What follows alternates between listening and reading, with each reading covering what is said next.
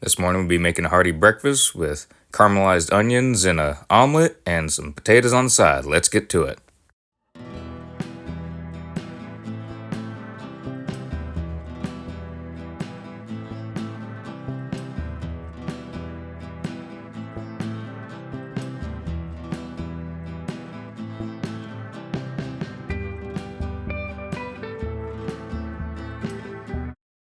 I'll be adding my sliced red potatoes into my canola oil here in my cast iron skillet.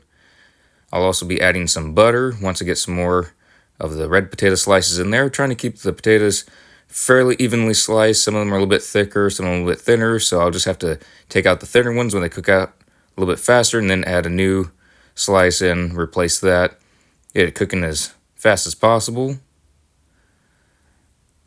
Now I'll be flipping them over, got my butter in here.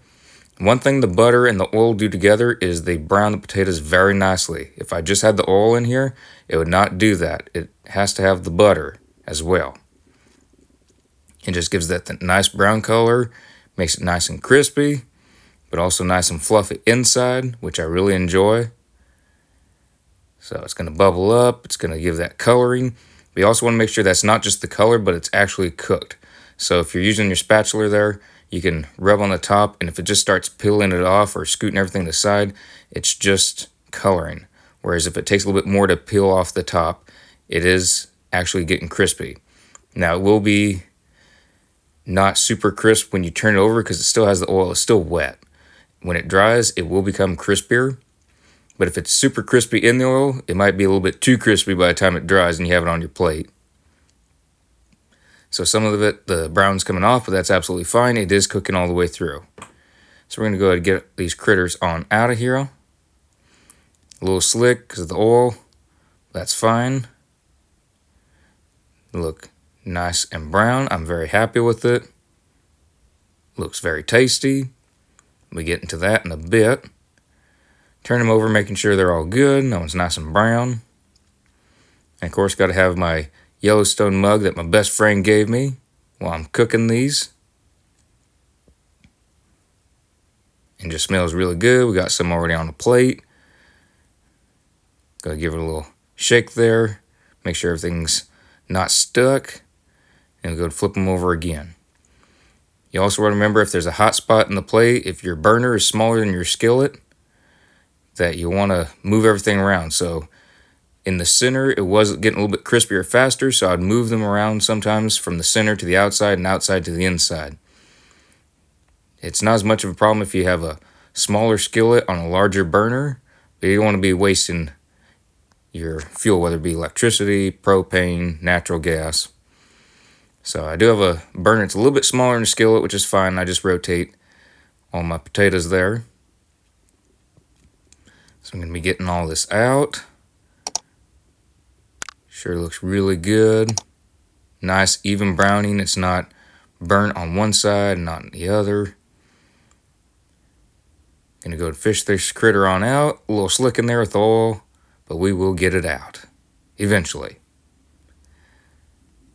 So now I'll be adding my onion slices. I'll be adding more oil in here, more butter. I want it nice and brown. So these are the centerpieces that fell out. They add a lot of flavor to it, and we're going to be caramelizing these. So it's going to get nice and brown, it's going to cook, it's not going to have bitterness to it, it's going to be nice and sweet. These are sweet onions, but if you eat them just raw, they're going to have some bitterness. They're going to taste like onions. But cooking them, it's going to be nice and sweet. It's going to have a little crispiness to it a little bit, but it's also be nice and soft. So we're just going to get those searing on one side and flip them over, sear them on the other, and then they'll start falling apart to where it won't be just in the clumps. They'll be rising up a little bit, and then the rings will start falling out, which is what I want to see. So just like that, they're coming apart, and then they're going to cook more evenly because then the sides will be able to cook as well. And I don't rush it. If they're not ready to fall apart yet, I let them sear a little bit more. The heat will make them expand a little bit. Then when I start flipping them, they'll all fall apart. So there's no rush. It's going to cook on here for a little bit, and then they'll start cutting easier So they're falling apart nice and easy like now. Got that nice browning going. We're going to keep it going on there to where it's generally more brown. And it smells very good. Makes the house smell good. We're just going to keep that a-cooking. One thing to add after all this is done is to add extra oil on the side of the cast iron skillet, because these onions and the potatoes, they go up against the side. Even if you're using egg really takes some of the seasoning off, depending on what skillet you're using. So I like to put extra oil on the edges, just so that when I'm cooking, things don't stick to the sides. It's just as likely to slide off the side as it would the bottom of the skillet. So I like to spread the oil around. Just a little tip. Let's get a nice brown in there.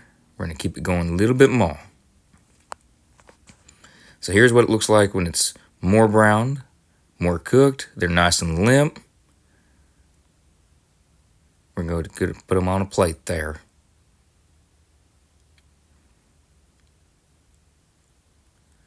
So there aren't too many pieces that are extremely burnt, and there's not too many pieces that look uncooked.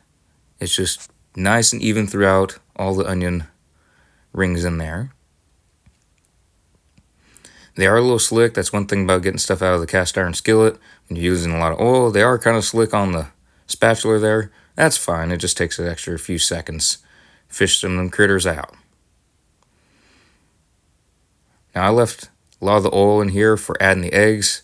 You can take it out. It did have flavor. It didn't taste oily in the end. So if you do that, it's no big loss. It's not like you're going to ruin your omelet, your eggs. It is more used for if you're just going to fry your eggs. Sunny side up, over easy, frying them hard. Either way, it works. Normally, it doesn't do as well with an omelet, but it worked just fine today. Got plenty of cheese on there. I'm happy with it. I'm going to go to get this critter flipped on over. Boom. Looks nice and even.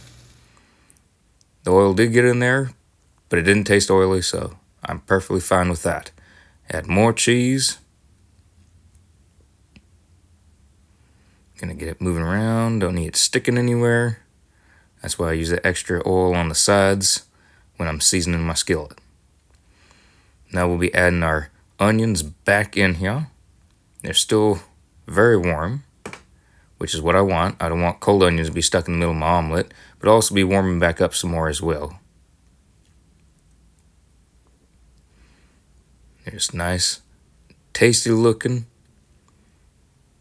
Make sure our side is cooked. Flip it on over. Nice browning on that side too. It's a nice, even browning, but to where it's not the same color everywhere. I really enjoy this look because in the end, it's going to be very crispy. It's going to be very tasty. Go to soak up all those little particles.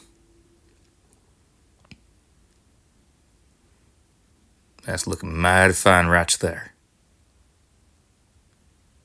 So get moving around, let it melt some of that cheese in there.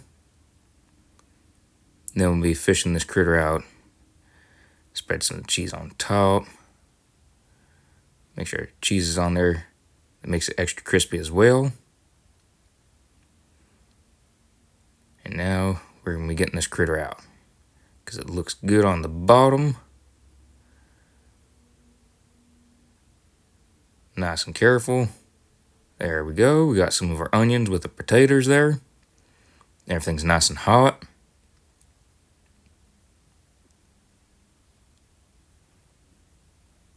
Looks good and tasty. We'll add some more cheese on there. Why not? We can have some more cheese. The cheese will melt as I'm getting ready to dig in. Everything looks nice and tasty. Be having more videos like this coming out soon. Different breakfasts, different meals. Look forward to seeing y'all in the videos. Hope y'all have a good one. Enjoy your food there.